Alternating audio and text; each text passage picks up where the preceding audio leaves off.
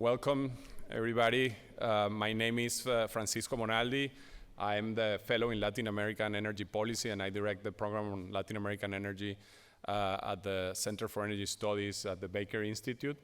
And we are very pleased to have today this event that we are doing in cooperation with the ANH and the government of Colombia, with Vision Americas, and with the World Affairs Council.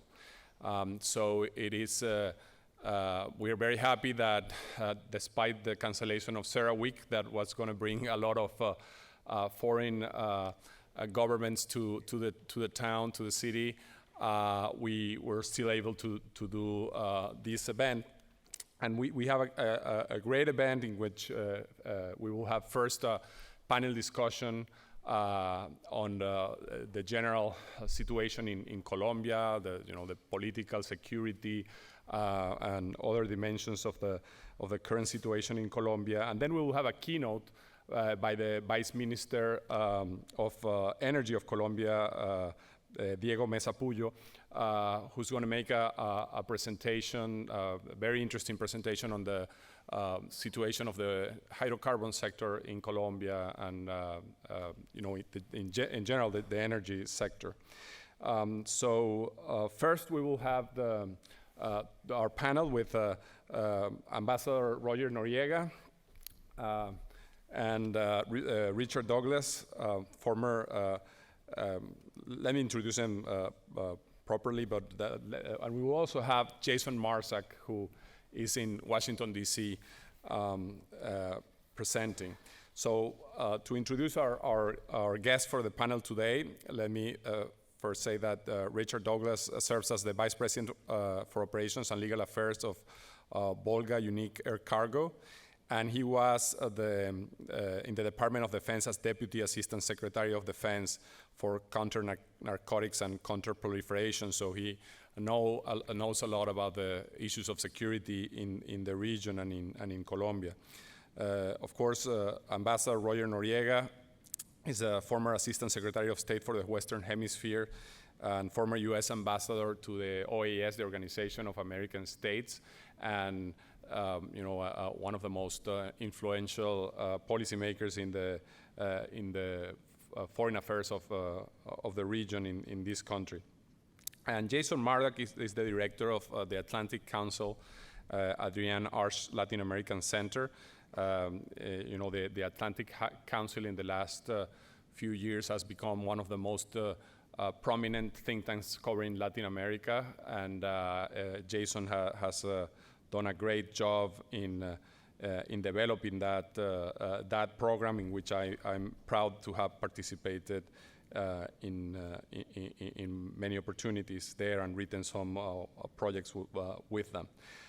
So I will later present the Vice Minister, but for now we will start with Ambassador Noriega's initial participation, some initial comments of about 10 minutes for each. Then we will have Jason Marsack as our second presenter coming from, that you will see, you can see Jason up there.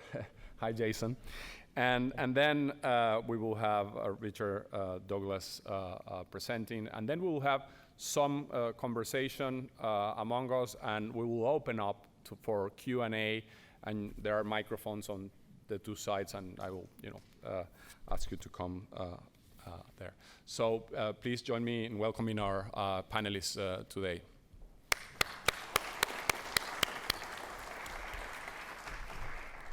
Thank you very much, Dr. Monaldi. We want to thank you for your hospitality and excellent work in putting this panel together, putting this entire event together to strengthen the partnership between Colombia and the United States. Someone needs to get a picture of this from behind so you can show Jason looking like the Wizard of Oz over my shoulder. It's a little bit spooky, and remember, he's from Washington, right? I have to say, before I go too far, that I'm a Washington Nationals fan, and I know there are probably some Houston Astros fans here, and all I will say about that is I think it was a heck of a series, and yes, we won, but I think it was a heck of a series, and some of my favorite players are on the Astros team even now. And not just because we won, but it's a fantastic, and we want to see you again next year, or hope we're there too, in October. My colleague Richard Douglas and I have worked for many years together, and started first assignment was in 90, I believe, working in the State Department under James A. Baker III. And for us, it's a great honor to just be here.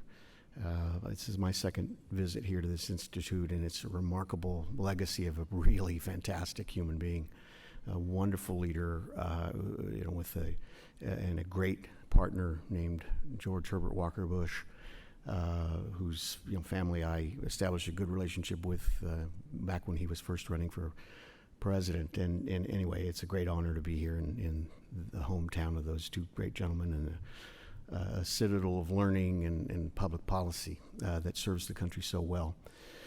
My association with Colombia goes back quite a while, and I want to just mention a couple of things, basically aggrandizing my own reputation and involvement on Colombia. Friends of mine, mostly friends, ask me, well, I ought to write a book, and I tell them I don't want to write a book. I don't want to write one of those books where I'm the hero in every story. And on the other hand, I don't want to write a book where I'm not the hero in every story. In the case of Colombia, I had the privilege, because I worked in the House of Representatives in Washington for a man named Ben Gilman, and eventually moved over to the Senate to work for Jesse Helms, senator from North Carolina, the chairman of the Foreign Relations Committee. And in that period of my moving over, we were putting together what would become Plan Colombia. Now, because the president signed it and lined up the Democratic support, we always said this was a Clinton initiative, and that was particularly important when President Bush got elected, and we needed to get Democratic votes to sustain that effort over the years.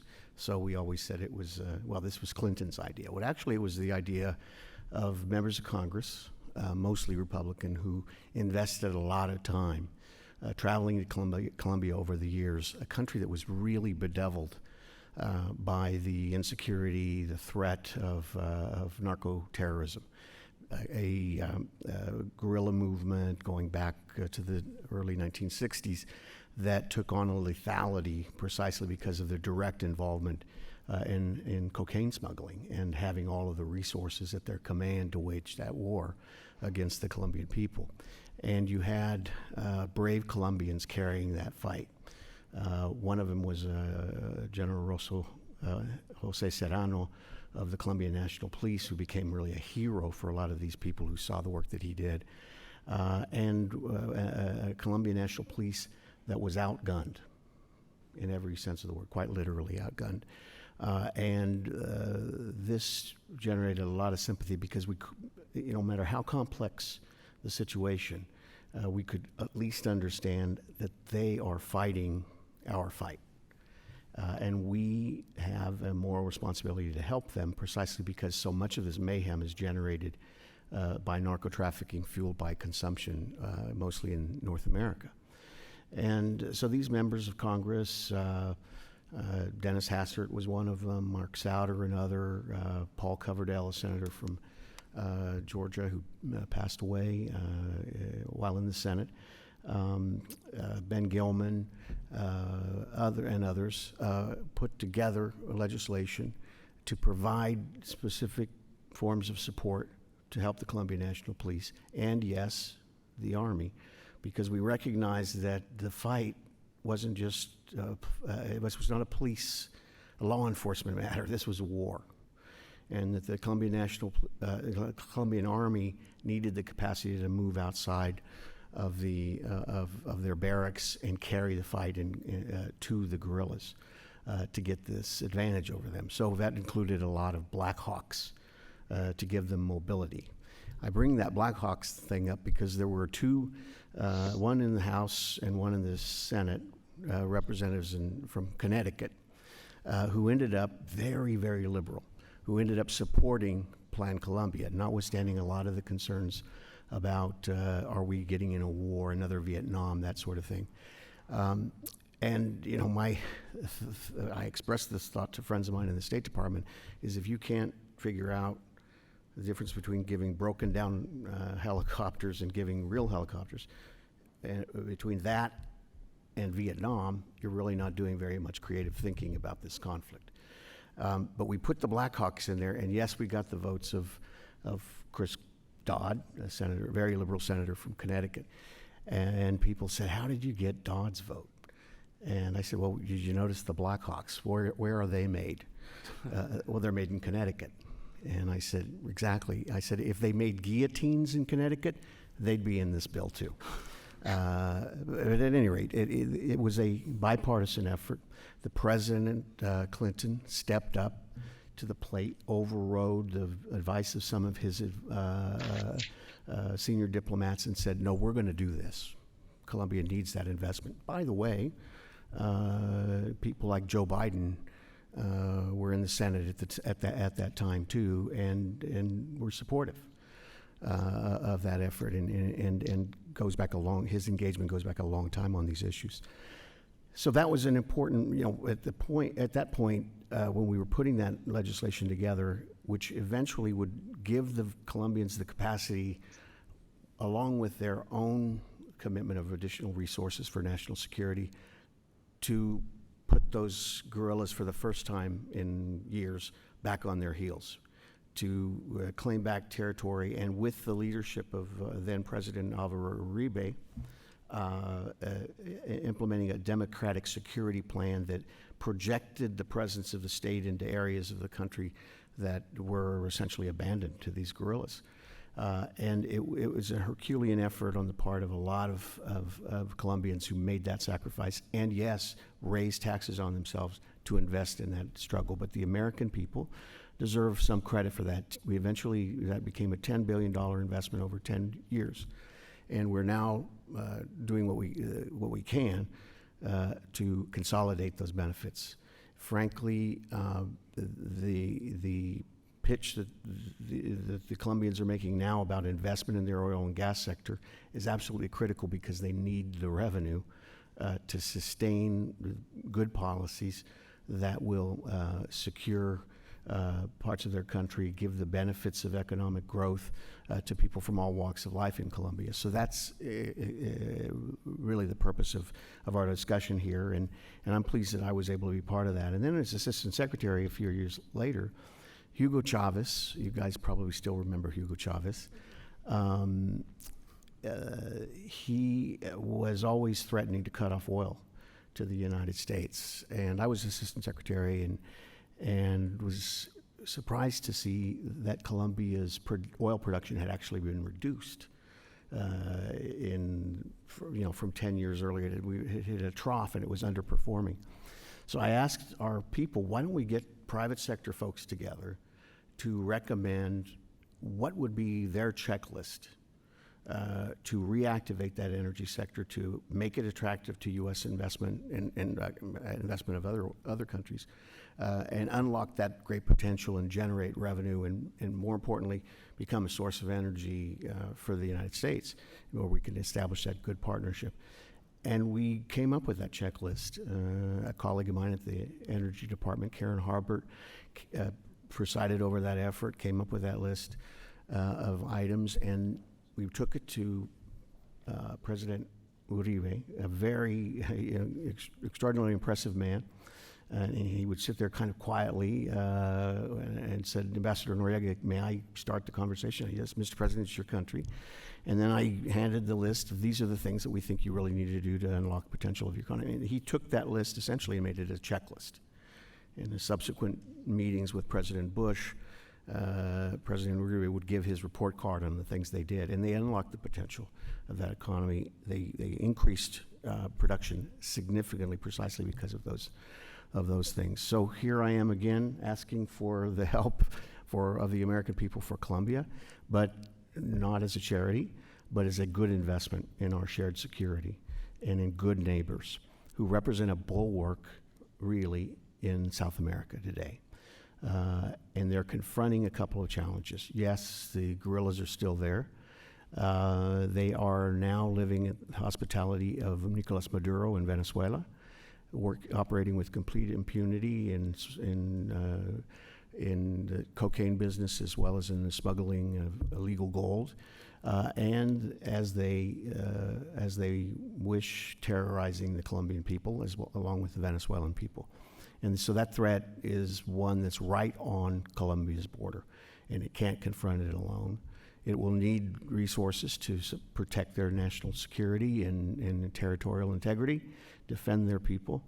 And that's what the investment in the oil and gas sector will in part sustain, along with medical care and housing and all of, and education and all the things that Colombian people of all walks of life deserve. So we can be a good partner, and because of that common threat that we in Venezuela, I think this is another time where we cannot evade responsibility in that part of the Americas. Thank you, Ambassador Noriega. So now, Jason, we go with your initial intervention. Thank you, Jason. Right. Well, thank you. Thanks, first of all, to Vision Americas, Rice University World Affairs Council. Great to participate, albeit virtually. And Roger, great to be on the panel with you, and Richard and Francisco, great to see you, as well as Vice Minister Diego Mesa. Great to at least see you, Vice Minister. And look forward to being together in person the next time. Roger talked about referring back to 1999, the importance also of bipartisanship. And I think important in framing the rest of my comments is the work that we do at the Atlantic Council on our U.S.-Colombia Task Force that Roger is a member of. This is a task force that seeks to broaden, deepen the bilateral relationship. It's chaired, it's everything we do on a bipartisan basis by Senator Roy Blunt of Missouri and Senator Ben Cardin of Maryland. And what we've essentially been doing is creating a new plan for what a modern relationship could be between the U.S. and Colombia, building on all the great work, as Roger was mentioning, with regard to Plan Colombia. So let me just take a few moments and walk you through a little bit on the political and economic context in Colombia, and starting off with this. If you could go to the next slide.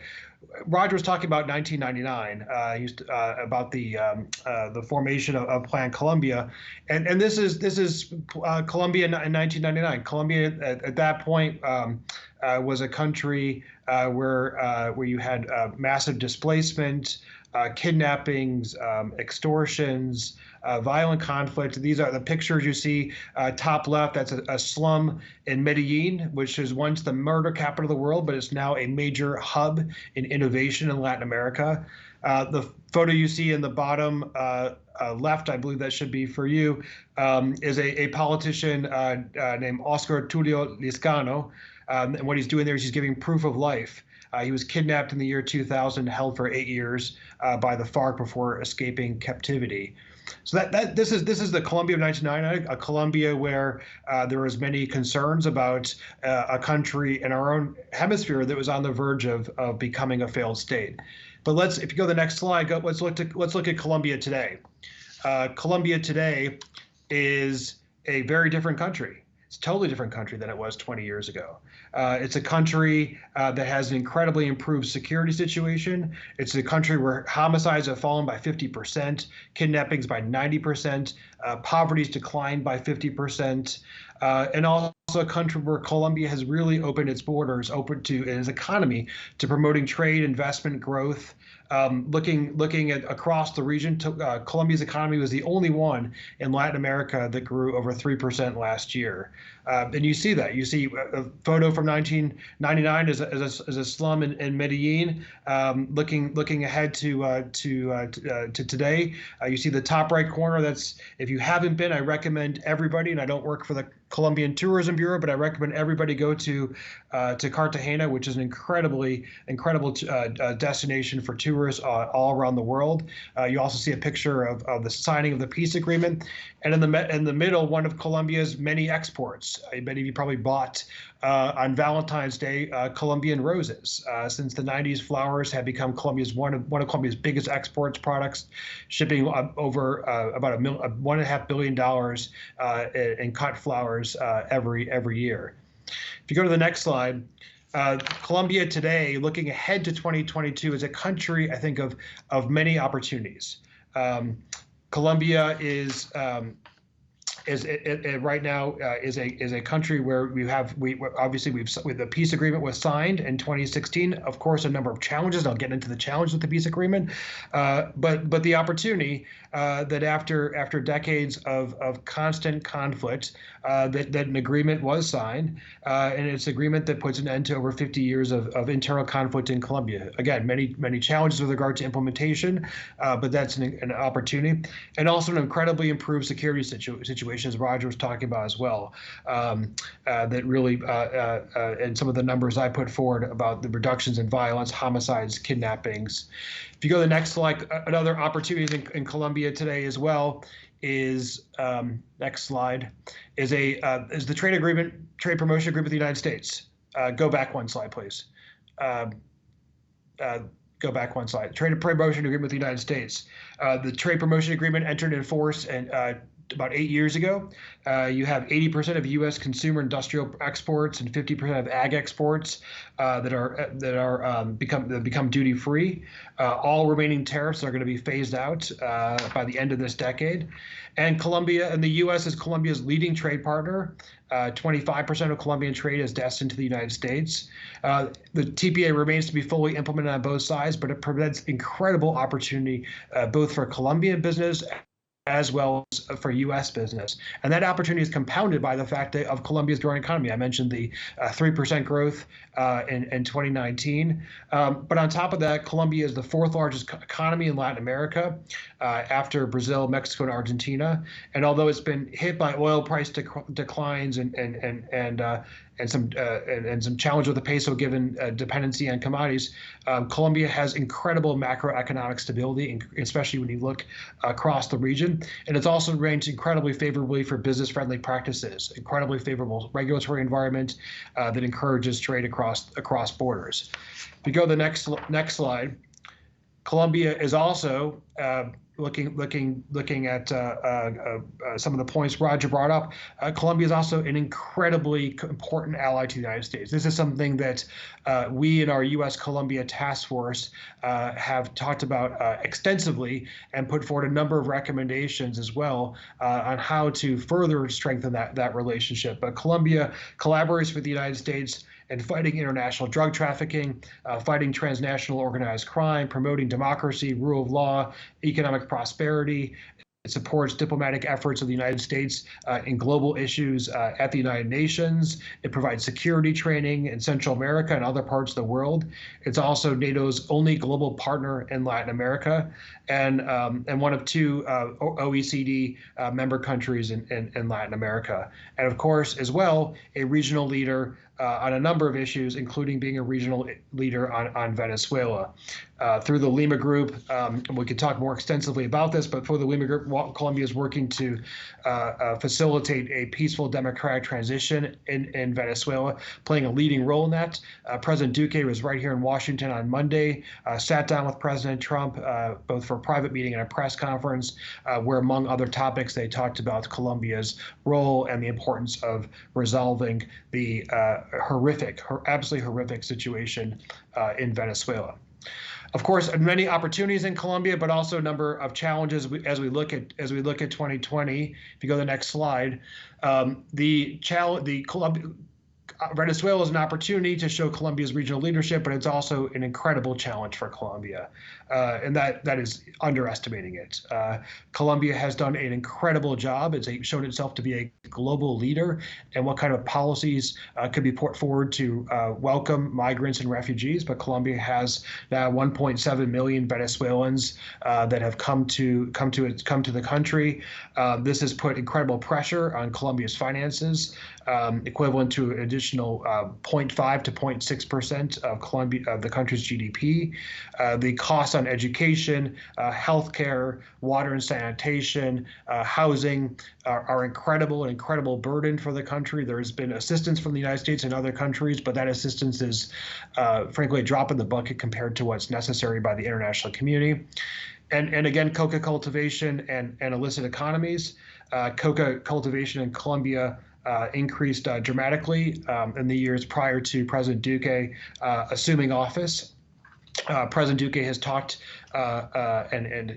extensively about really doubling down on Colombia's efforts to reduce coca cultivation. Those numbers have actually already steadied and even decreased since President Duque came into office, and this is a topic of conversation at his meeting with President Trump earlier this week, and we'll be seeing additional measures by the Colombian government. One of those which is on the docket is also the possibility of a return to aerial spraying of crops to reduce coca cultivation. Next slide. Another challenge is the continued challenge with weaker absent institutions in rural areas of Colombia. These are areas of Colombia that have long been under the control of the FARC, and now with the implementation of the peace agreement, there's an incredible need to ramp up local capacity, training of bureaucrats and others in rural areas, as well as peace implementation. Peace was never going to be easy, whether it's in building up to the peace or actually in the implementation of the peace. It's ongoing, but it's slow, and there's the additional challenge that Colombia faces by the fact that the budget constraints in implementing peace are compounded by the additional budgetary constraints of the Venezuela crisis. And if you go to the next slide, you also have the next slide, please. You also have the challenge of social unrest and President Duque continuing to struggle with improving his approval. That social unrest began in November 2019. I was actually in Bogota in early December, I think with Roger. We were both there, if I remember correctly, for the launch of our task force report. It was one of those days of mass protests across Bogota. Those protests continue, but I see, looking ahead to 2020, that without a real agenda from the protesters, I see these protests continuing, but actually continuing to, at the same time, peter out insofar as their influence and their ability to disrupt lives.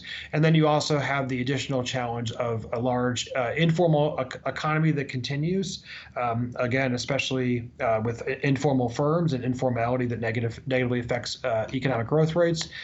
And couldn't go through a presentation this day and age right now without talking about external shocks, and of course the unknown external economic shocks for Colombia and for the region, with the economic implications of coronavirus, among other external shocks.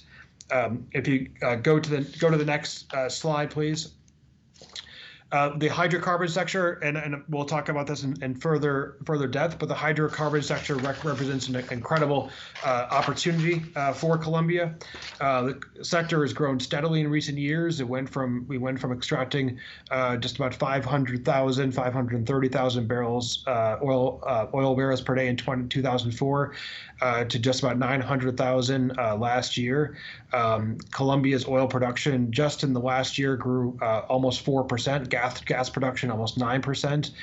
So this growth in the hydrocarbon sector was due to a number of reasons, one of which is good government policies, as well as increased confidence among investors. And if you go to the next slide, you'll see this virtuous circle of what can be represented through the sector. that good government policies translate into sector growth, which translate in increased royalty. That means more resources for development projects. And also good government policies means more initiatives to provide increased incentives for investment. All of this is, I think, critical for development of Colombia's economy overall, but especially a key priority is development of rural areas in Colombia. And we can get into this, others can get into this as part of this discussion today, but if you go to the next slide, one of the big questions when you look at energy policy in Colombia, the next slide, please, is the large question right now about hydraulic fracturing. And there's a real split among the population of whether of a forward movement or yes or no on hydraulic fracturing. Incredibly contentious subject, but frankly, hydraulic fracturing for Colombia represents, I think, an important opportunity for development of the rural areas that are going to be so imperative for consolidating the peace and for moving forward. So with that, I will end. And again, great to participate, at least via video. Back to you, Francisco. Thank you very much, Jason. This was an excellent overview of the situation and of the challenges and opportunities in Colombia. So now let's move to Richard Douglas. Thank you, and good evening, everybody. Vice Minister, the guests from the Commission, and Ambassador Noriega, my old friend. I'm speaking now to people who maybe have never been to Colombia. If you're in here, I suspect there are a few. There's a lot of talent in this room, and I'm eager to get to the questions, but I just want to say a few things. My experience in Colombia began when I was 18 in 1974, and this is an American perspective, and the perspective is affection and respect and admiration for what the Colombians have accomplished. 1974, I went to Bogota, right out of high school, getting ready to go in the U.S. military, and went on a visit with my host family to a lake called Palagua. And to get there, you went north from Bogota through a little town called Puerto Boyacá, and you had to cross a bridge at another little town called Dos y Medio. And Dos y Medio at the time was a site of Texaco petroleum production. There were 18-wheelers running across a log bridge, and Houston Cowboys about every 10 feet. I mean, it was just incredible. And the municipal police in Puerto Boyacá, I remember vividly, had no shoes. They had bolt-action rifles, probably World War II vintage, barrel down, and that was the municipal police force in Puerto Boyacá. If you've seen some of these Netflix programs about Pablo Escobar and the Rodriguez Orejuela family and Carlos Leder and these kinds of people, I'm here to tell you, after many years of being in and around Colombia, and especially 3 years as Deputy Assistant Secretary of Defense for Counter-Narcotics, the country you see on Netflix doesn't exist anymore. It's just gone. It's just gone. It's like it vanished. Certainly we are concerned about the challenges that my old friend Roger talked about, that Jason talked about. And by the way, Roger is a hero. He was part of Plan Colombia, which for my money was one of the most effective U.S. foreign assistance programs in American history, at least since the Second World War. But the other heroes are the Colombians themselves. And I have to say that I think our government today is doing the right thing in terms of showing its priorities for a stalwart friend, as Roger has called Colombia. And what does that word stalwart mean? I think it's an old Gothic word that means, a battle chief and somebody who will stand by you no matter what. As a baby diplomat in the Foreign Service, I asked more experienced people, how do I know what American priorities are? How do I know my own country's priorities? What do you look for? And one of the things you look for is showing up. Sure, you read the speeches, you read the strategies, but when it comes time to have an international meeting or some kind of an event, you ask yourself, who shows up? And currently in the White House, President Trump has shown up. President Duque has shown up, as Jason pointed out. They just met. Our Secretary of State, Mike Pompeo, has been, I think, twice to Colombia just in the month of January, on the 2nd and the 20th. Our Congress, in a world where people are looking for bipartisanship, I think there still is bipartisan support for our policy in Colombia, and people are showing up. And if you're thinking about going into Colombia, I would suggest to you that these kinds of indicators are extremely important. They tell you what a priority Colombia is for the United States. That partnership is a partnership formed not only in legislation and ink, but it's a partnership formed in blood. Because nobody has given more blood and treasure for modern Colombia than the Colombians themselves. And when I was fortunate enough to go in my capacity at the Defense Department and see in places along the Putumayo River or down San Juan de Guaviare and to work with organizations like the Joint Task Force Omega or the Colombian Navy, the Riverine Force, or in Cartagena where they were doing interdiction of some of the major trafficking organizations and their semi-submersibles. When we were able to see the kind of training that the Colombians were doing themselves, for themselves, it really drove home the importance of that relationship, the competence of the security forces, both uniformed and civilian, and the value of that relationship. As the Deputy Assistant Secretary for Counter-Narcotics, I was fortunate enough to have essentially what I call a checkbook. I mean, the U.S. Congress, back around the time of the Cartagena Summit in the early 1980s with Ronald Reagan, created what was called a central transfer account in the Department of Defense, where a Deputy Assistant Secretary like me had the authority to put money on specific priorities of our geographic combatant commanders. And during my 3 years in the job, my two most important priorities were Colombia and Afghanistan. And when we went to see the kind of work that the Colombian Army, the Colombian police were doing, there was no question about it that this money was well spent. The Colombian armed forces themselves were so competent at things like border security, jungle warfare, that we sent our own people to jungle warfare school in Colombia. It sounds a little strange, but we sent some of the best Afghan commandos to Colombian jungle warfare training. And I have to say it, but Afghans are terrific soldiers, but most of them washed out because the Colombian jungle training school was a very tough thing to do.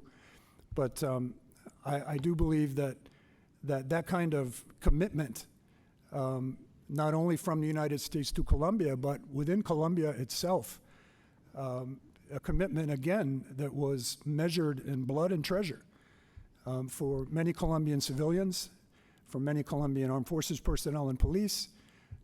It tells you so much about the determination of the Colombian people to put that Carlos later, put that past behind them and move on. That commitment, we see it today.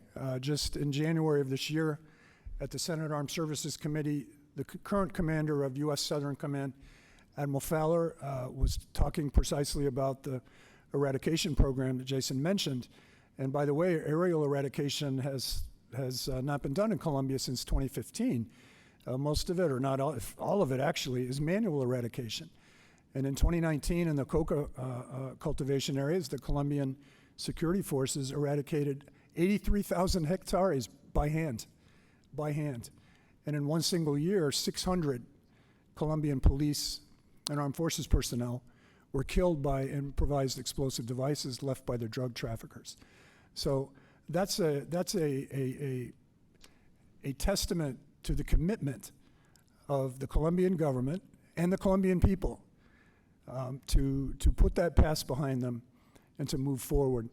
Looking back on the years since I first visited Colombia as a teenager until today and seeing how that country has changed and progressed over the years, I ask myself, where did that country go, the one that I saw back in those days?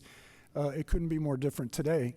I'm so happy that we have this distinguished delegation here now to talk about petrochemicals. Colombia has been a producer for decades for decades. And now here we are with this economic growth, with this reconciliation and this consolidation of peace, the end of the conflict. In my judgment, this industry is ready to take off.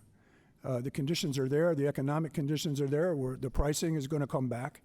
And so looking at this from the perspective of someone who has followed the worst and the best in terms of security over many decades, I would recommend to you, take a close look at Colombia. Take a close look at Colombia. It's worth going. It's a justified investment. And I appreciate the opportunity to come and speak with you today and look forward to some questions. Thank you very much. I just wanted to mention that I have been involved in Colombia since about 2005. I was a professor at the Universidad de los Andes in Colombia on programs about oil and gas, and I was really impressed. At the time, they had just implemented some of the reforms that led to the dramatic increase in oil production that Colombia had in that decade, which include the creation of the National Hydrocarbons Agency, ANH, and the sort of creating the conditions for the autonomy of Ecopetrol, listing the company in the stock exchange, and making the company a much more an independent, commercially driven company, which both institutions are very impressive institutions. And Colombia, with a relatively, eventually maybe you can discover some significant additional resources, but for now, a limited resource base, you have done a lot compared to other countries in the region that have been blessed with massive resources like Mexico, Venezuela, or even Argentina. And so I think that was a very impressive feat, what you accomplished.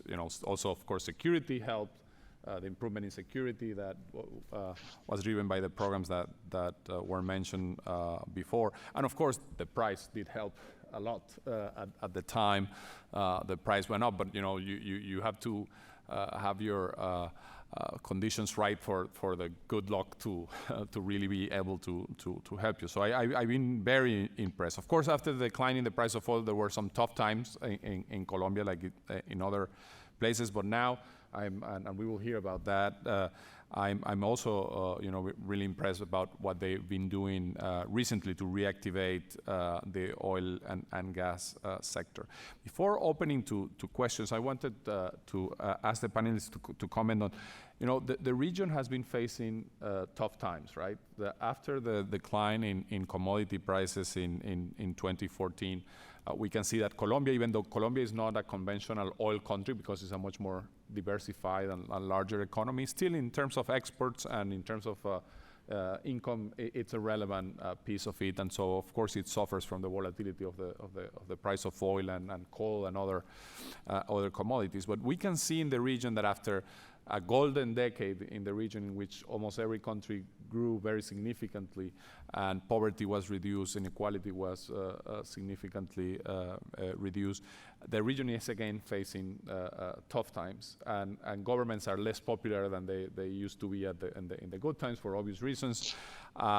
Social challenges are significant. We have these protests that in Colombia have been less dramatic than in other places like Chile, but have manifested themselves.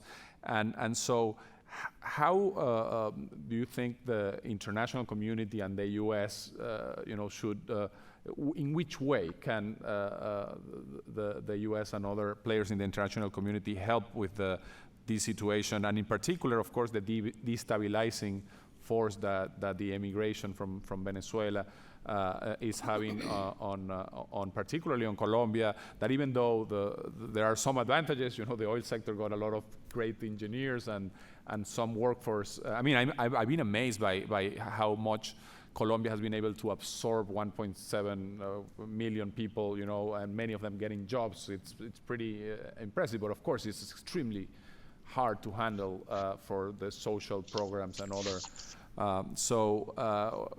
You mentioned a little bit about what's being done and the partnership with the U.S., but how can foreign policy help in this regard? If I could jump in very briefly.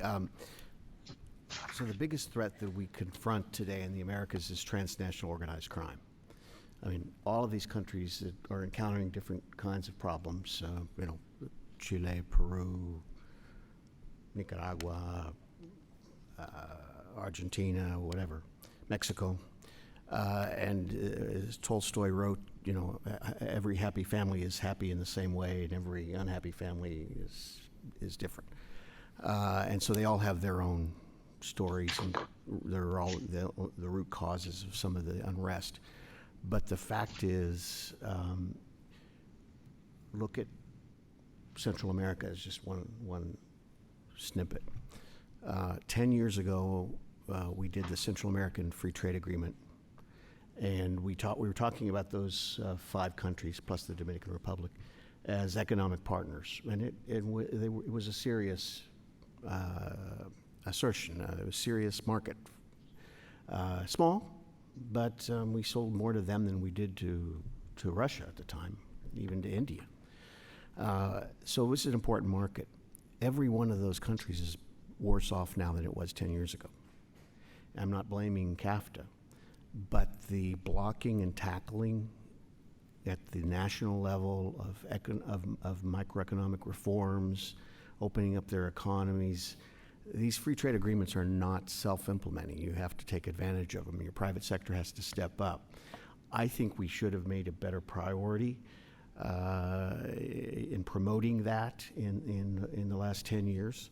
But setting that aside, the fact is when you had Plan Colombia pushing on the narco threat from the south, and the efforts of Felipe Calderon as president of Mexico pushing downward into the Central American Isthmus, these narco traffickers were displaced to very fertile territory where they encountered weaker states that were literally outgunned by these narco traffickers, and they had their way with the place. And so they disintegrated institutions.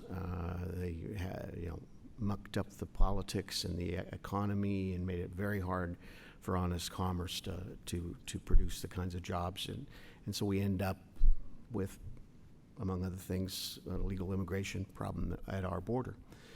And this is not a coincidence. This is the way the transnational organized criminal organizations want it.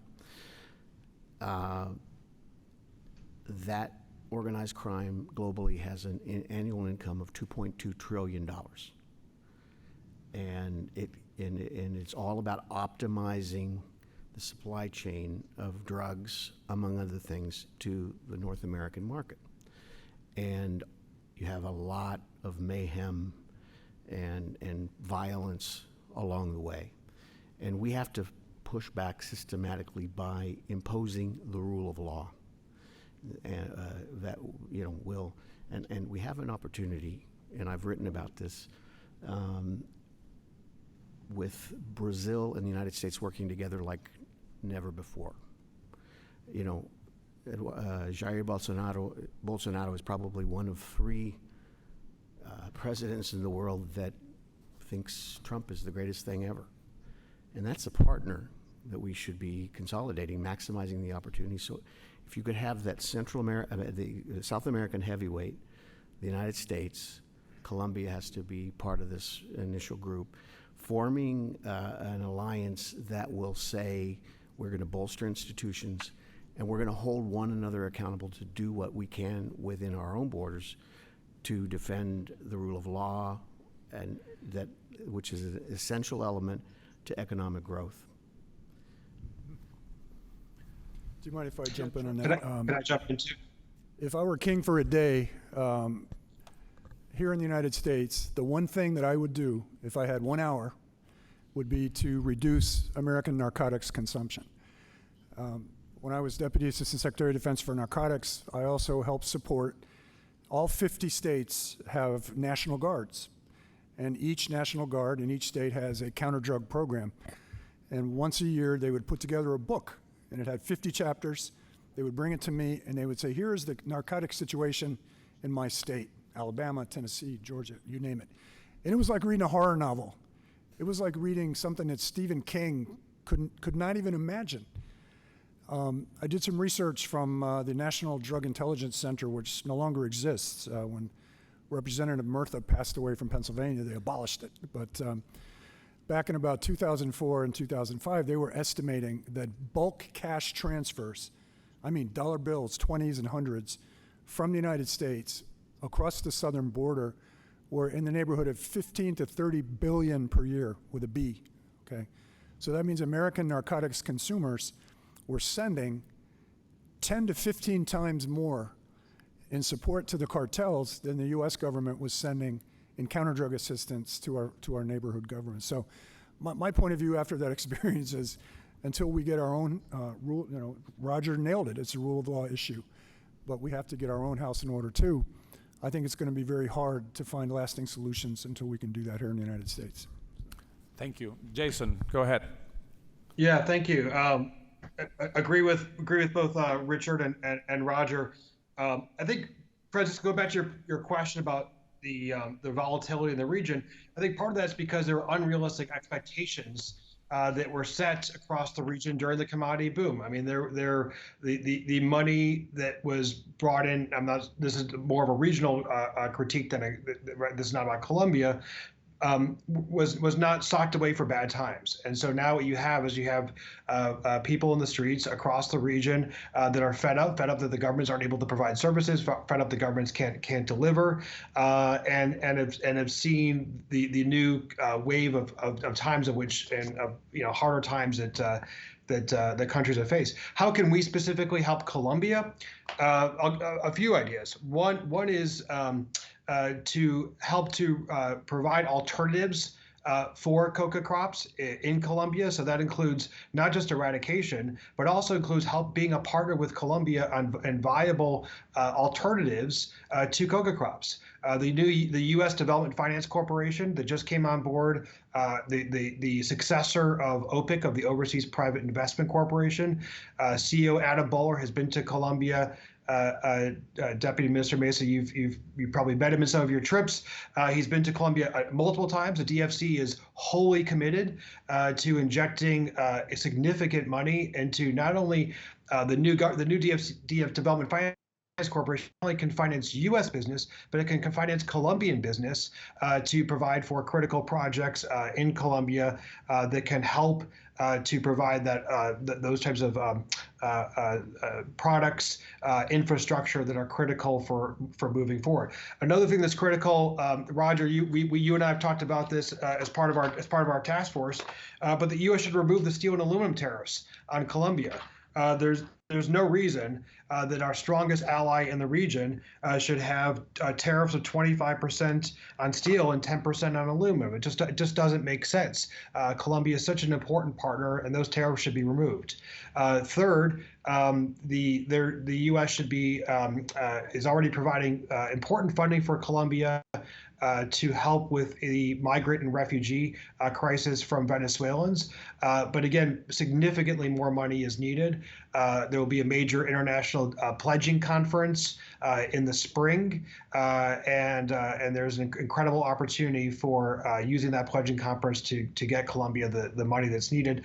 And I'd also say a last point is to continue to provide that certainty for investors into Colombia, because if you look at late last summer, President Trump was flirting with the idea of not certifying Colombia as part of the U.S. annual drug certification process, and that caused a lot of concern.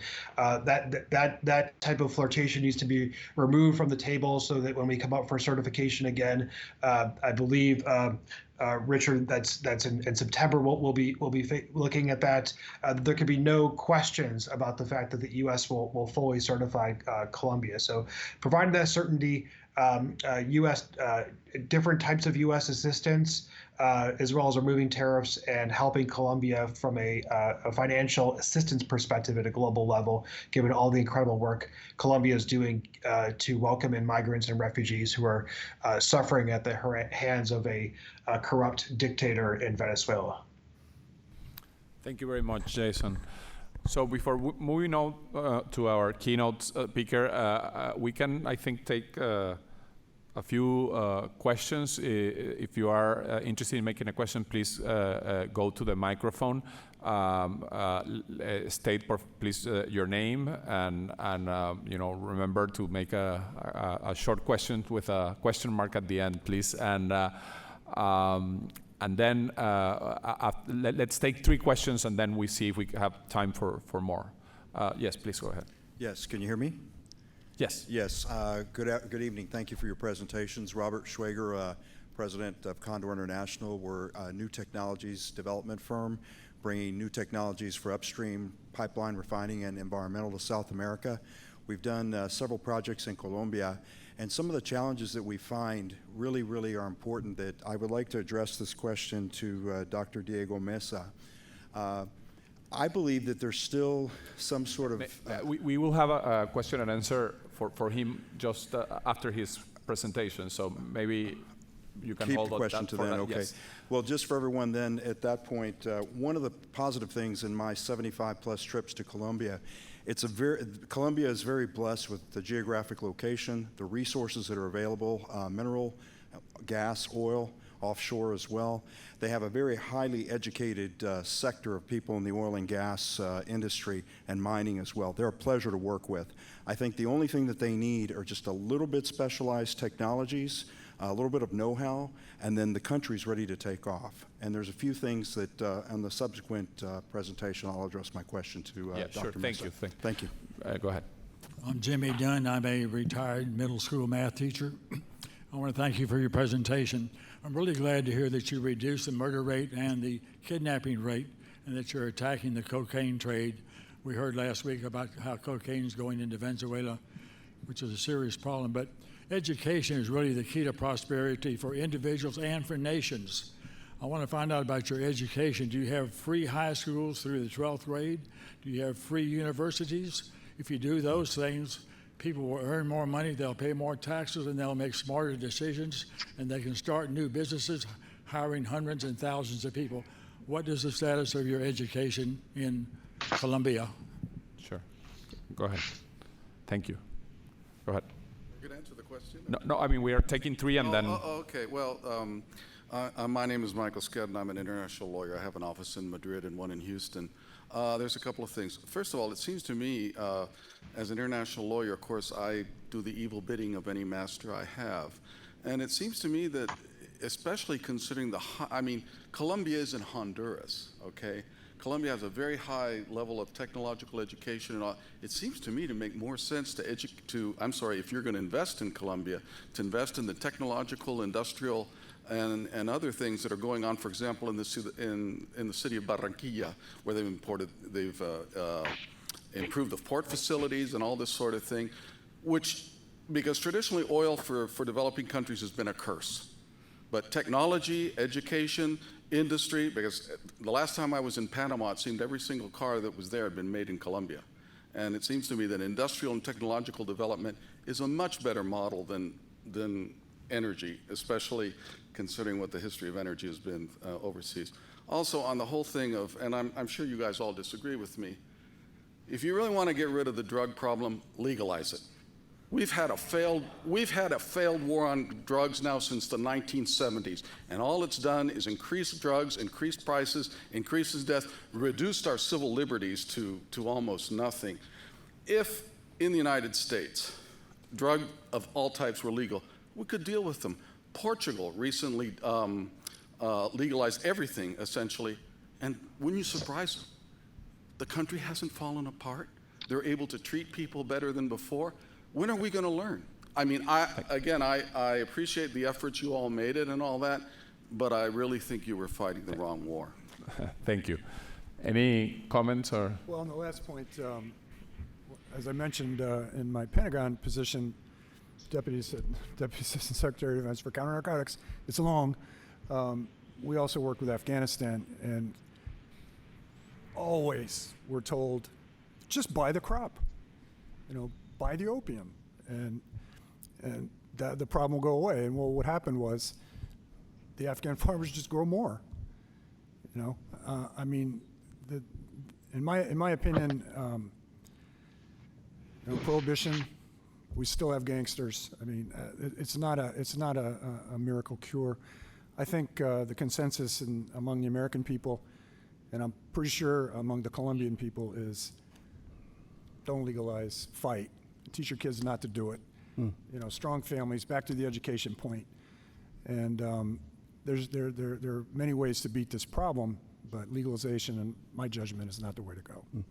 Yeah, I just want to quickly say, I mean, you can invest in more than one sector. So this happens to be hydrocarbons, but I'm sure that the Colombian government would be very interested in investment in science and technology, and the point's a good one. But there are natural resources there that can produce significant benefits for the Colombian people, and I think that the fact that they're exhausting all of their options is a good one. On the legalization question, I think it's one that comes up, but and it's been more difficult to answer in the past. Now I think it's a little different because first off, of the transnational organized crime, only 40% of their income is from drug trafficking, so they do other things. And so you could legalize it, but that doesn't mean they're going to fold their tents and put away their machine guns and go home. They're going to sow mayhem in other ways. And the other thing is, look at the carnage in the United States from caused by legal opioids.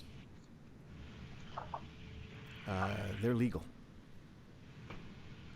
Yes, they're regulated, but they're legal. And I don't think anybody would say, to someone who has a family member suffering from this or someone who lost their lives, you know what, if we'd only legalized it. So I think the argument just doesn't work.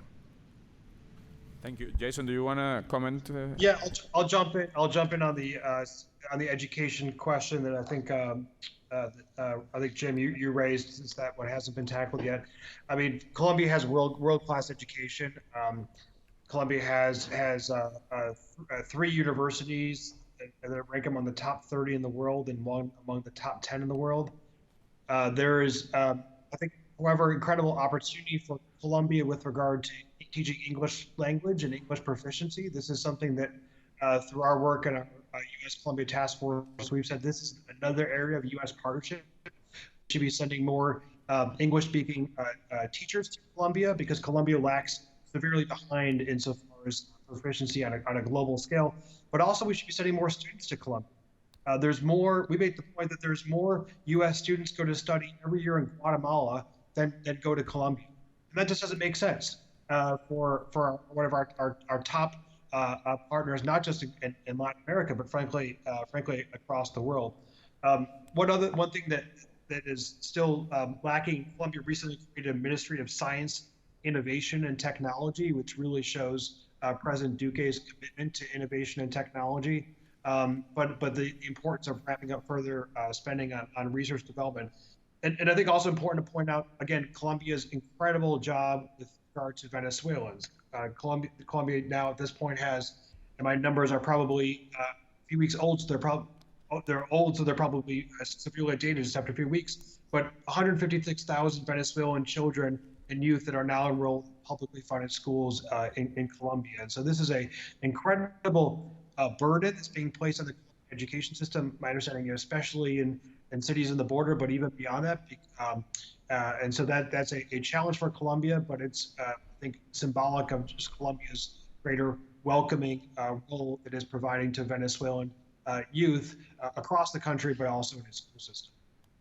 Thank you, Jason. I think we'll move on, but then we'll have some more time for questions, okay?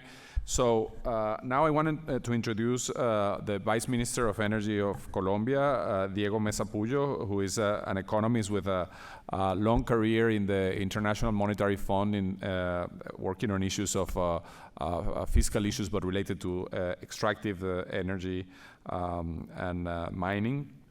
And he also had a career as a senior economist in PricewaterhouseCoopers. You can see it in the and he holds a degree in economics from McGill University in Canada.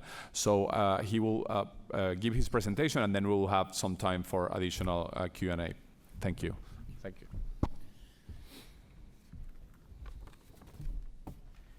Thank you. So, good evening to everyone here. It's a pleasure to be sharing this evening with you. I'd like to address Ambassador Noriega, former Assistant Deputy Secretary Douglas, and Dr. Monaldi, and Jason, who is joining us from Washington. I'm going to be talking about the opportunities in the Colombian energy sector. I'll be focusing mostly on the oil and gas sector, but then I'll move on to also what we're doing on other subsectors in energy, especially on renewables. And I'll start with a quick background on what's happening in the energy markets worldwide and how does that affect Colombia. And then I'll drill down to what are our main challenges, but also about 18 months since taking office, what are our results and where are we going. So when we look at the energy matrix worldwide and we see what are the scenarios that the International Energy Agency is projecting, we can draw some conclusions fairly quickly. So the first bar that you see there is the current energy matrix, with the participation from coal, oil, natural gas, nuclear, renewables, and biomass. And then we have three different bars that shows what would the world look like in 2040, depending on the different policies that governments will take around the world. So the first one is if we continue under the current policies. The third bar is what the EIA calls the announced policies, so policies that governments are committed. And then the final one is the policies that are required to meet the SDG, the Sustainable Development Goals. And what we can see here is that in every scenario, coal and to a lesser degree, oil is losing a share of the participation to renewables mostly. But when we look at the total numbers in terms of million tons of oil equivalent, what we see in the second and third scenario is that whether most analysts call this the energy transition, what we're seeing is energy addition rather than transition. Because even though coal and oil are reducing in percentage terms, in absolute terms, the demand for energy continues to increase. And then when we look at, according to the current policies, the demand for oil worldwide, we only see peak oil, according to Wood Mackenzie, in 2036. So it's only in 2036 when the demand for oil stabilizes, and we don't even see a decline after that. And most of that stabilization is because of a switch to electric vehicles and to natural gas vehicles. If we drill down a little bit more, we see that the world consumes today about 100 million barrels of oil per day.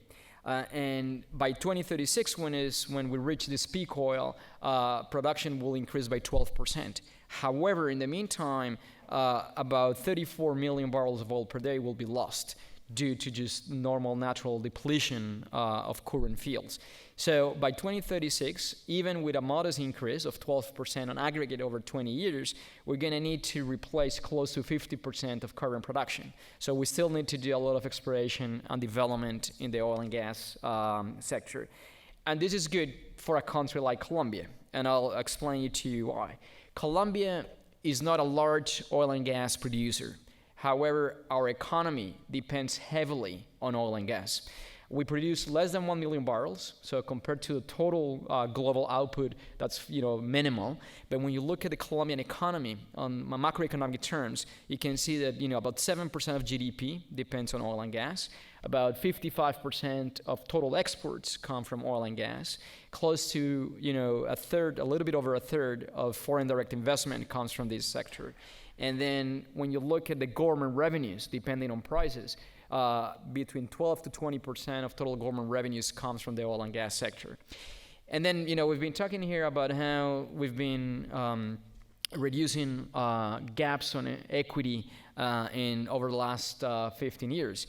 The oil and gas sector alone can explain about 17% of the poverty reduction over the last 5 to 6 years. So this is a sector that, in addition to provide macroeconomic stability to Colombia, it's also a sector that helps reduce inequality, which is one of the biggest challenges that we have. We have a royalty system that generates about $8.5 billion only in royalties. This is not counting taxes. That goes directly to the regions. And in some of these regions, the royalty income or revenues count up to 30% of their investment budget. So this is, royalties that are invested in infrastructure, in health, in education, in roads, etc. And then when we focus on gas, 8 out of 10 families in Colombia use gas for cooking on a daily basis. Luckily, about 40% of the oil that we produce is exported, and that explains those numbers that I was showing before. But 100% of the gas that we produce is consumed domestically. So obviously, if we have to import gas, eventually this will affect, the finances of the Colombian population. And this brings me to the main challenge that we have. So we currently, at the rate of production that we have both on oil and gas, we have a critical situation on reserves. So we only have about 6.2 years left of oil if we continue to produce, close to 900,000 barrels per day, which is our current production. And on gas, this is the first time in about 2 decades that we have less than 10 years left of reserves.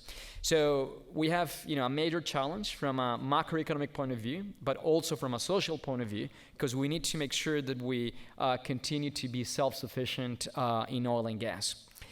And when we took office in 2018, we pretty quickly lay out, these challenges and the objective that we needed to achieve over the next 4 years.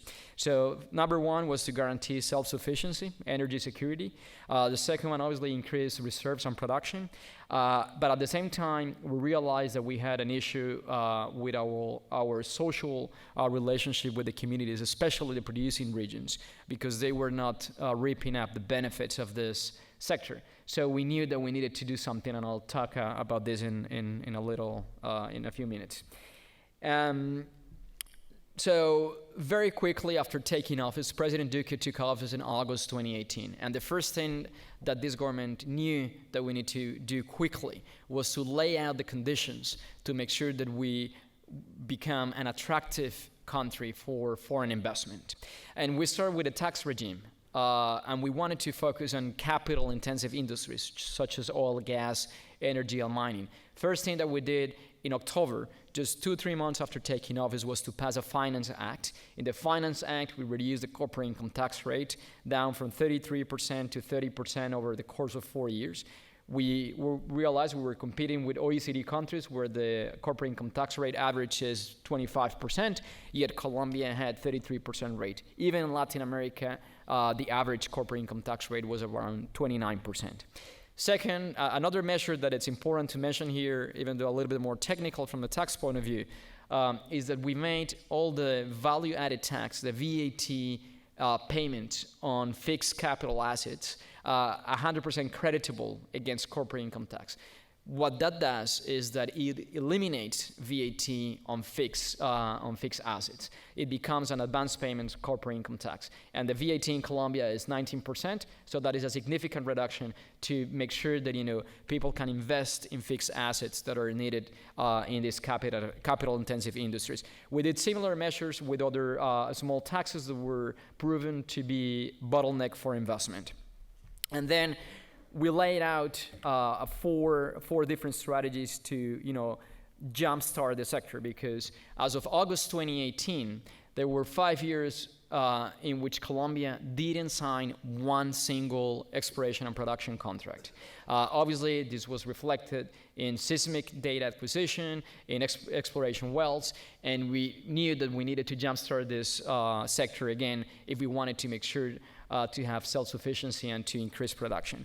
So we focus on, continue to explore continental basins, which is where most of the production comes from. We also knew that we needed to have an aggressive campaign in offshore basins. And then the third aspect was to provide incentives for secondary oil recovery and enhanced oil recovery. And the fourth one, which could be a game changer, was to focus on unconventional hydrocarbons. And I'll touch on this very quickly. So, as I said, we had main roadmap, one that was general across the economy, focusing on capital-intensive industries, and then we focus on the oil and gas sector, and we work really hard from the National Hydrocarbon Agency to make sure that we clear any contractual bottlenecks that were preventing the signature of new E&P contracts. So 18 months after President Duque took office, we're very happy to tell everyone that we went from 5 years without signing one single E&P contract to, in 18 months, have 26 new E&P contracts in different continental basins around the country, with exploration commitments that are equivalent to close to $1 billion only on exploration phase. And we're working to have more areas awarded in 2020. Then we moved to the offshore basin, which was the other one of the other 4 strategies that we have, and we were able to convert also in the first 18 months 5 technical evaluation agreements into E&P contracts. So we increased the 26 new contracts to 31. We signed these contracts with some of the majors like Exxon, Shell, Repsol, Ecopetrol. Shell brought Noble Energy, which is very successful in developing gas fields in Israel. And this added another close to $2 billion in exploration commitment only during that first phase of the projects. And we're now seeing the results. This year, the exploration campaigns from 3 of these projects are going to start, especially this semester. So we're going to see the first wells being drilled during the first 6 months of this year. And this is going to create a lot of activity as well in some of the coast cities that never seen this type of activity before, such as Barranquilla and probably Santa Marta as well. And then I'll move on to unconventional. So this is a very sensitive politically and socially issue in Colombia. We have anti-fracking campaigns that's been running since the presidential campaign in Colombia. So President Duque decided to do something very responsible, and he asked us to convene a commission of experts after taking office. So we have 13 experts. We had 2 Americans, 1 Venezuelan, and 10 Colombians. We have experts on oil and gas policy, experts on biodiversity, on environmental policy, on public health, on social issues. And they did a report over 4 or 5 months, and they gave us the report mid last year. And their conclusion was very clear. They said, this hydraulic fracturing and horizontal drilling is a technique that's been proven, that is safe with the environment. It's been done successfully in the US, in Argentina, in some other countries. And Colombia, as long as the institutional capacity is there, you should be able to do it on a commercial basis. But before going into a commercial basis, the recommendation was to do pilot projects. So pilot projects limiting the number of wells and having a very close monitoring of the exploration phase. And then after that, they said you could go ahead with a commercial phase. We've been working very hard with the Ministry of Environment, with the Ministry of Interior, with the ANH. And finally, after about 6 months of work, yesterday we published the decree that's signed by the president and 6 other ministers to have the institutional and regulatory framework to do the pilots. So we'll be issuing the technical resolutions fairly quickly, and we expect to start the pilots this year. I think we'll be seeing exploration during the pilot projects early next year, and our commitment is to finish the evaluation phase before the end of the government, so we can leave a clear recommendation on whether we should continue to commercial development or not. Here are some of the numbers. If we decide to develop unconventionals in Colombia, this will be the game changer for the sector. GDP could increase by 10%. FDI, which, as I said, about 1/3 comes from the sector, could increase by 40%. Production could be increased by 50%. We could go from close to 900,000 barrels per day to close to 1.5. And in terms of reserves, which is our biggest worry, we could go from 6 years to up to 22 years in oil, and from 10 years in gas to between 35 and 50 years. So this is, a significant opportunity. A lot of the companies are, that were waiting for us to set up the framework to do the pilots come from this country. So, and our companies have been very successful with hydraulic fracturing and horizontal drilling, such as ExxonMobil, ConocoPhillips, Drummond, and of course, our state-owned company, Ecopetrol, as well. So we're very hopeful that we can do the pilots well, and we can move on to a commercial phase. Here's also some numbers that show that what we've done in the last 18 months are now showing very good results. FDI for the sector in 2019 increased by 16% compared to 2018. And what the industry is telling us in Colombia is that they expect an even higher increase in 2020. Higher investment in exploration, in production, in development, and they also expect to see an increase in oil and gas production. In the meantime, because I mentioned to you the challenges that we have with gas supply, we're also issuing the terms of reference to have a second LNG regasification plant in the Pacific. We already have a regasification plant in the Atlantic, in the north part of the country. That's mostly to cover power generation from thermal plants, because as I said before, we consume 100% of the gas that we produce domestically, mostly on residential use. But, if we are expecting to have the reserves going down, in the meantime, between we have the unconventionals and the offshore production coming online, we need to make sure that we secure the supply. So we'll be tendering a second regasification plant in the Pacific, and that's going to be a significant investment that I know a lot of companies have been looking to get into Colombia this year. I also mentioned at the beginning that we have some social issues, and this goes back to 2012 when the way the royalties are distributed was changed in Colombia. And what this reform did in 2012 is that it took a lot of the revenues that used to go to the producing regions and took it to the non-producing regions. However, we think that we need to look at this again, because what happened after that is that a lot of the producing regions are now opposing extractive projects, not only oil and gas, but also mining. And the reason is very simple. They don't see the benefits, because they see most of the benefits from the royalty going to other regions. So over the last 12 months, we changed the constitution to make sure that the royalties are going to the producing regions, where they should be going.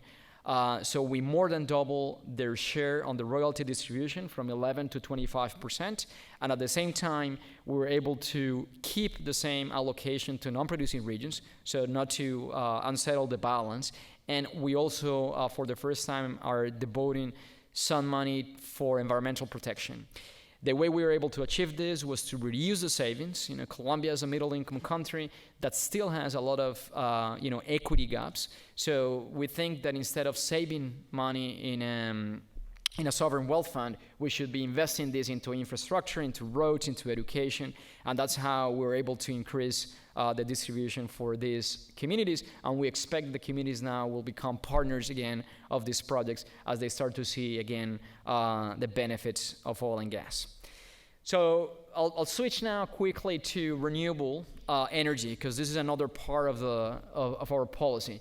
So we're focusing on oil and gas, but at the same time, we realized when we came in 2018 that Colombia has a huge potential on unconventional renewable energy. Our power generation matrix is very clean. About 2/3 of our power comes from hydro, so it's clean. But that means that we're also very vulnerable to climate change events such as El Niño phenomenon that happens in Colombia every other year or so. And despite this high potential, for example, to give you some context, when you look at the wind map of Colombia, in the northern part of the country, we have the 5th fastest wind in the world. So the wind is about double the speed of the world average, yet Colombia didn't have any wind parks for power generation. The same with solar radiation. We didn't have any solar farms, and we have solar radiation that is about 60% higher than the world average. So we decided to add also some tax incentives in addition to the ones that I mentioned before. For example, we created some uplift on investment in generation from unconventional renewable energy. So if you were to invest $100 in this type of generation, you could deduct up to $150 against your corporate income tax. We excluded VAT from this equipment, and we also stated a national goal in which the commercialization firms, energy commercialization firms, had to acquire between 8 to 10% of the energy from unconventional sources. So when we came in 2018, less than 1% of the power matrix was coming from unconventional renewables. After we did 2 successful auctions in 2019, we increased from less than 1% to 12% of the power generation matrix from wind and solar. So we basically went from 50 megawatts of installed capacity to 2,500. These projects are going to be built by 2021 and 2022. This is an investment that is close to $2.5 billion.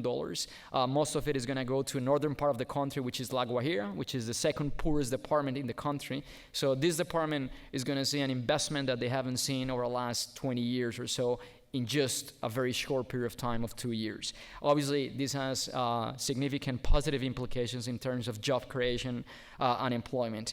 And because of this inertia, there's more coming on unconventional renewables. So we have now registered projects equivalent to close to 7,500 megawatts of installed capacity. The Colombian power park is close to 1,700. So this is a significant. And these are projects that are ready to be plugged into the grid over the next 5 years.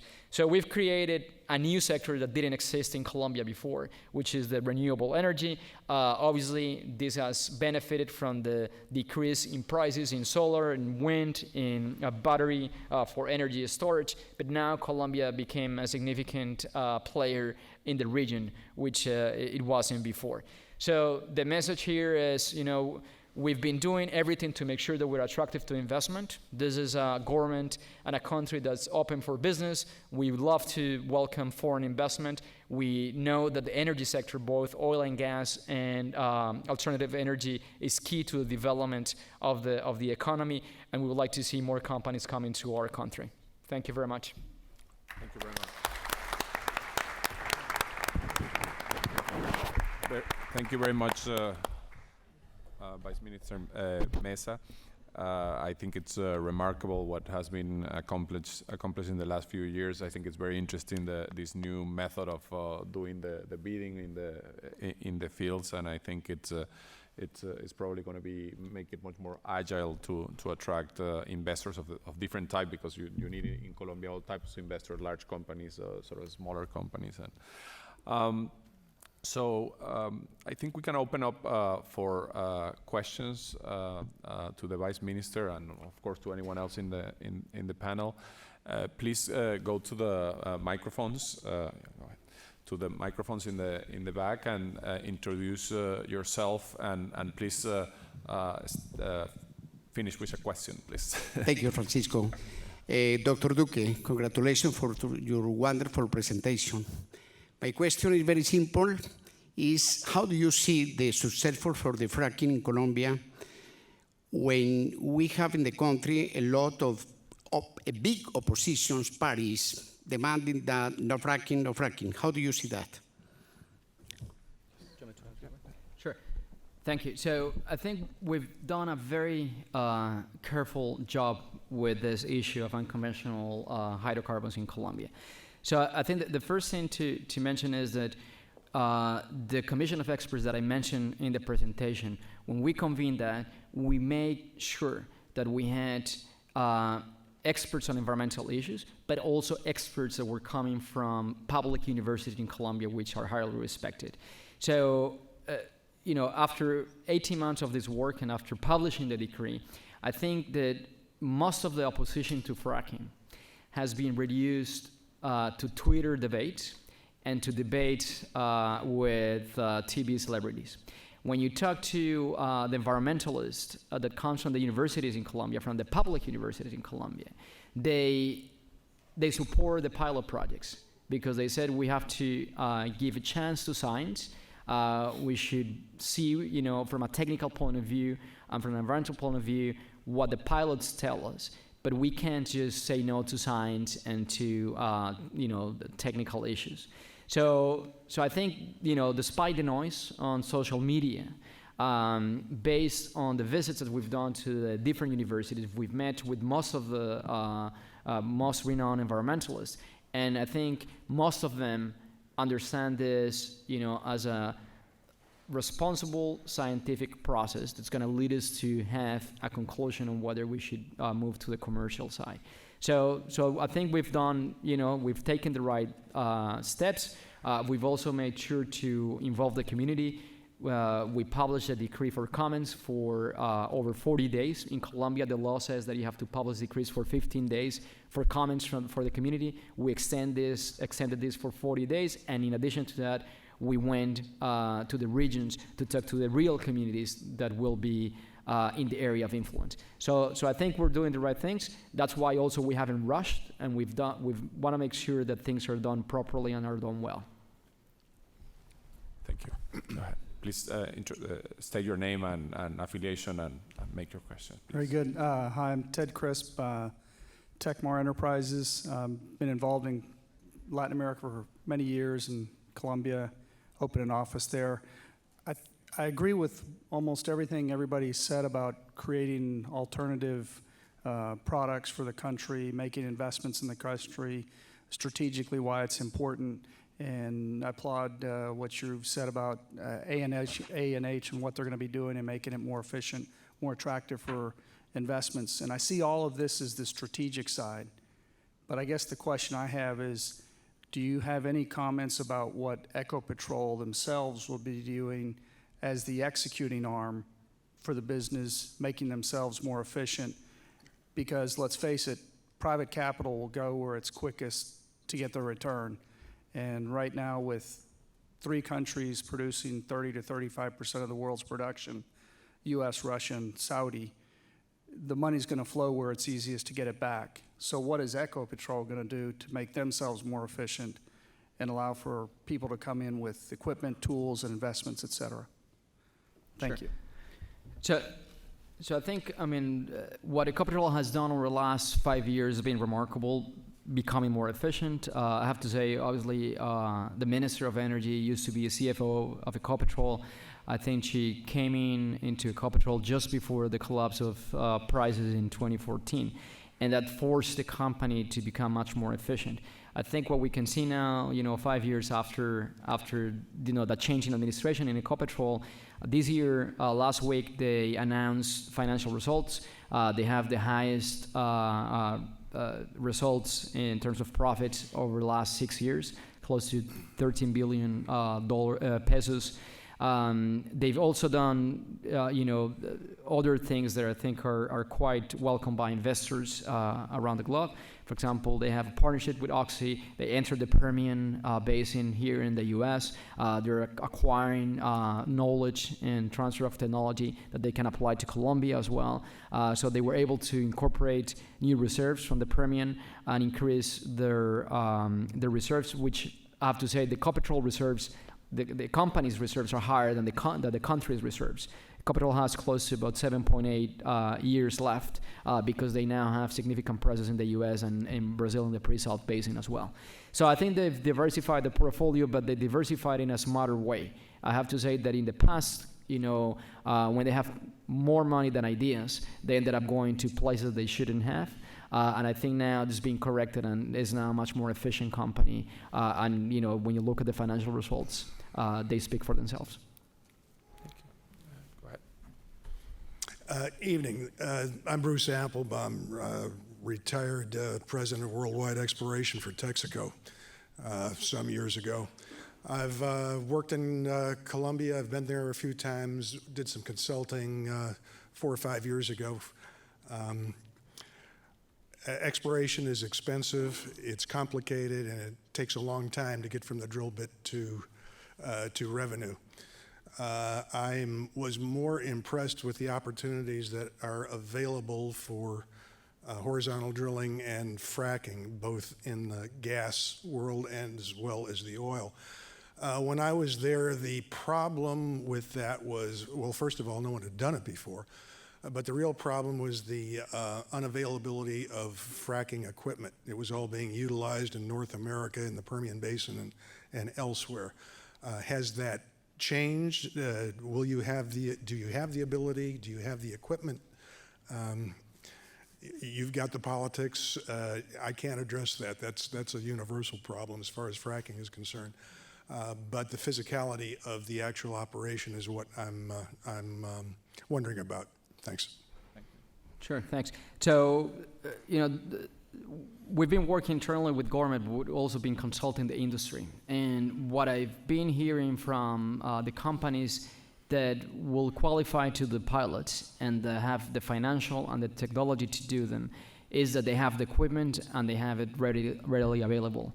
And we don't know which companies actually will going to be ended up doing the pilots, but I know for a fact that companies such as Drummond, ConocoPhillips, Exxon, and Ecopetrol have a lot of interest in doing these pilots. Right. The pilots, obviously, because of their nature, will be limited. So we only have a limited number of wells that can be drilled during the pilot phase. So I think that makes things easier from the equipment availability. So based on the conversations, we think that shouldn't be an issue, at least for the pilots to begin with. Okay, thanks. So Freddy Alvarado, Million Lens. First of all, I think that you have a great plan in place. We have done a lot of work in unconventional and conventional and the reserve estimation. I don't have any doubts about the result of your pilots. However, they can be totally different from side to side. That's number one. So my first question is, excuse me, what do you have in plan, or have you think about how you scale from the pilot to the full field development? That's number one, because that factory drilling is going to be critical for your success. So that's number one. Number two is that as you have the plan, I'm sure that the gorillas in the country are also having plans to disrupt your strategy plan. So what are you doing in terms of security, not for just now, but also for the long term, to be able to provide for your investors for that framework of security? Thank you. Sure. Thank you. So on the pilot question, I fully agree with you. I mean, we now have two main basins that are going to be ready for the pilots. So one is the Medium Magdalena Valley, the other one is the Cesar Rancheria. I think, for the government right now, the most important thing for the pilots is to assure the population that this technique can be done safely from an environmental point of view and with the community. So I think we're less worried about having all the pilots being successful from a commercial point of view, but rather not having any major issues with seismicity, with leaks, with water contamination, and so forth. On the security front, as my fellow panelists have said, we've come a long way from what the country was, in 1999 and 10, 15 years ago. We continue to work very closely. A&H has a very robust strategy to work with the armed forces, provide, to accompany all the operations. But at the same time, as a national government, we have plans to bring the state presence to the municipalities that were most affected by the conflict. So we have, three main sectors in which we're investing significant amount of money. One is on roads to make sure that these villages and municipalities have access to markets. Second one is on water and sanitation, and the third one is on electricity. So I think as long as we're able to provide the basic needs for the population, we will make sure to have state presence, and hopefully those residual forces from the guerrillas that are left could be addressed. So it's a combination of, specific targeting in combination with the ANH, but also a more robust national policy to make sure that the state is present, which is, what they've mentioned in their interventions when President Uribe developed the democratic security strategy back in 2002. Yes, Alan Livingston, I'm independent oil and gas, but my question doesn't involve oil and gas. Colombia has been a very effective host to hundreds of thousands of refugees coming in from Venezuela, and we appreciate them providing that to those poor, unfortunate people fleeing Venezuela. But unfortunately, many of these issues are viewed as temporary issues, and they become, as we noticed worldwide, a much more permanent issue. They drain on the economy, and they provide a source of political instability. I'm very worried about how Colombia is dealing with this problem. I mean, you can look at the world to provide only so much assistance, and I'm very curious how you view Colombia's solution to this particular problem, because I think it could be a real constraint on Colombia's future. Sure. It's a real concern. We have a specific program to address the refugee crisis from Venezuela. But at the same time, on the bright side, it has also helped domestic consumption over the last year and a half. When you look at the numbers, for example, consumption of domestic household equipment, in 2019, we have more TVs purchased than in 2018, which we have the World Cup, which was very telling. And part of this is because, the consumption that brings the immigration. I think the worry part is the social safety net, which Francisco was mentioning earlier. Education, hospitals, roads. And I think we do need help from the international community because Colombia is not able to sustain this for a long period of time. So, we have an open border policy with Venezuela.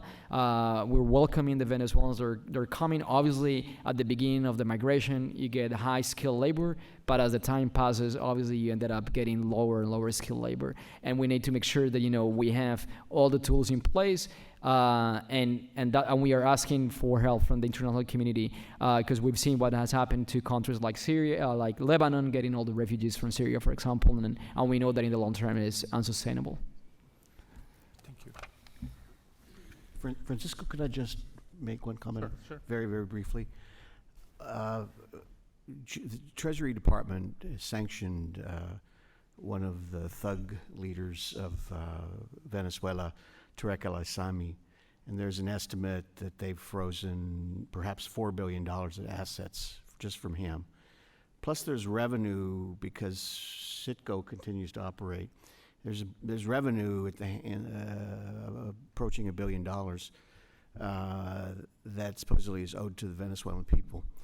I've said this more than a few times that why does the Colombian government have to go and rattle a tin cup and use its foreign policy to ask for money to pay for Venezuelans when the Venezuelans have $5 billion sitting frozen in accounts in the United States?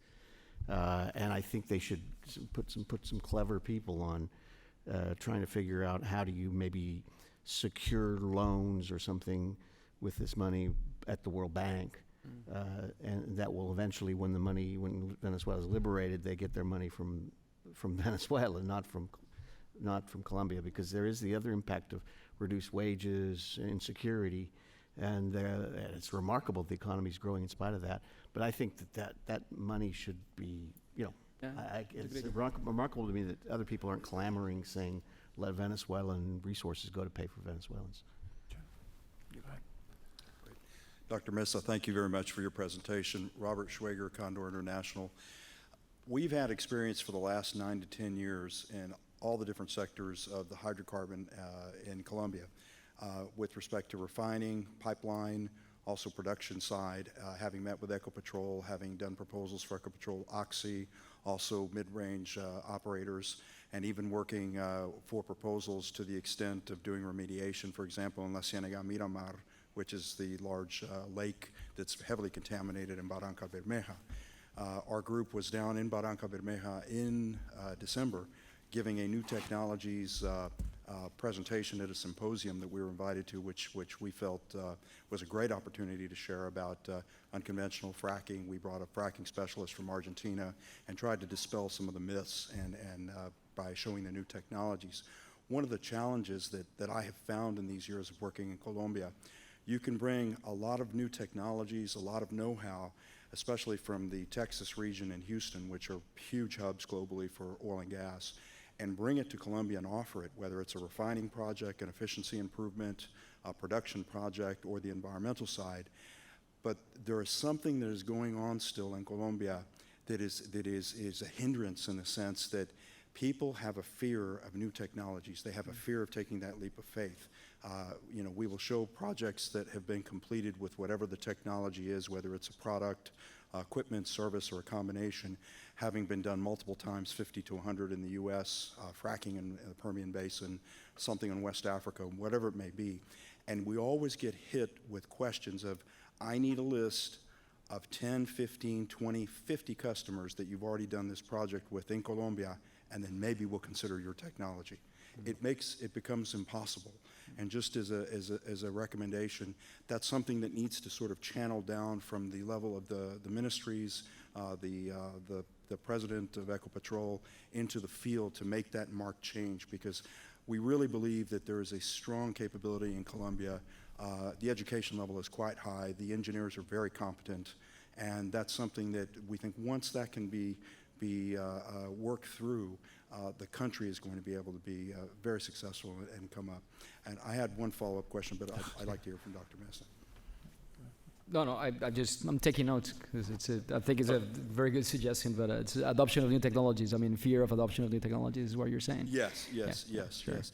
And with respect to unconventional and in fracking, my question on that was, after the pilots are completed, will the Ministry of Energy and Mines be doing anything, any type of a comprehensive education or orientation to the industry and to the public in Colombia, together with the ICP, together with the Ministry of Environment, to educate and show, that it can be done safely and very positively and help the production for the country, such as has been done in Argentina and West Texas. And we've visited Argentina, and so we'll be doing that before and during the pilots.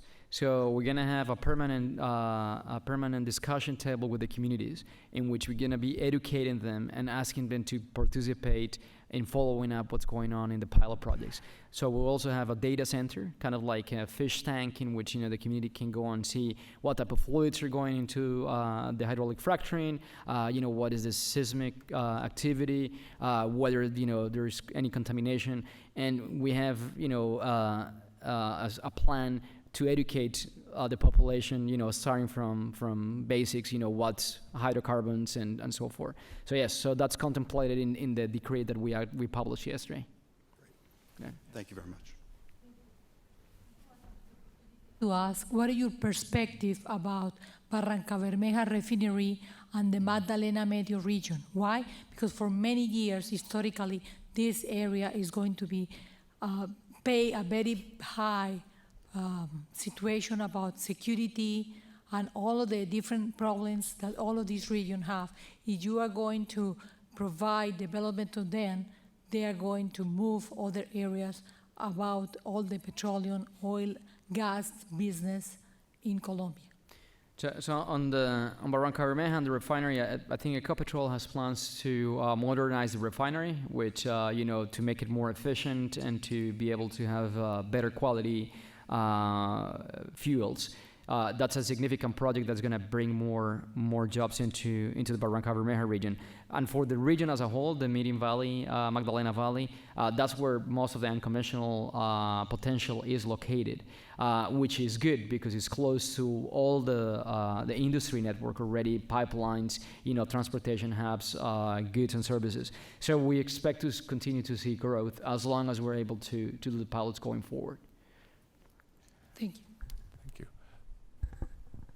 Before closing, I wanted to know if any of our panelists has any final comments or something to. Jason, do you want to?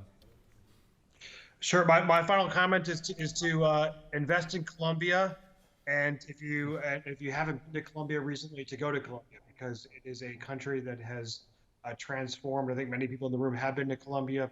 It's a country that's transformed incredibly in the last few years. And looking across the region, it's an incredible partner for the United States in a country that shows significant stability, incredible rule, and macroeconomic. Thank you, Jason. Francisco, yeah, we want to thank you all for hosting us here. I think it's been a great evening for us. We'll be here with some colleagues from ANH tomorrow on Friday, and we're happy to have bilateral meetings. We're going to have 2 breakfasts. You can approach some of my colleagues from the ANH here, and if you would like to have more detailed information, we're happy to sit down with you either tomorrow or Friday.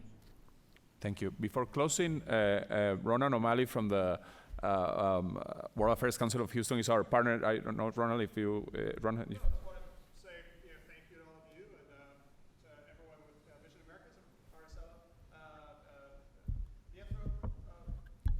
Botero. Botero. And everyone from ANH and from the Vice Minister, thank you very much for coming. And also I know a lot of you are members of both organizations. Francisco, it's always great to work with you. And Houston's really lucky to have one of the most premier Latin American energy specialists in the world right here in Houston at the Bakersfield. So thank you to everyone at Bakersfield. Thank you, Francisco. Thank you very much. I mean, you can go to their web page. They are a great institution that has some of the best events in the city. So I recommend you. So thank you everybody for staying until this time, and thank you to our panelists. And See you. It's a pleasure. Oh, my pleasure. Thank you very much. I appreciate it.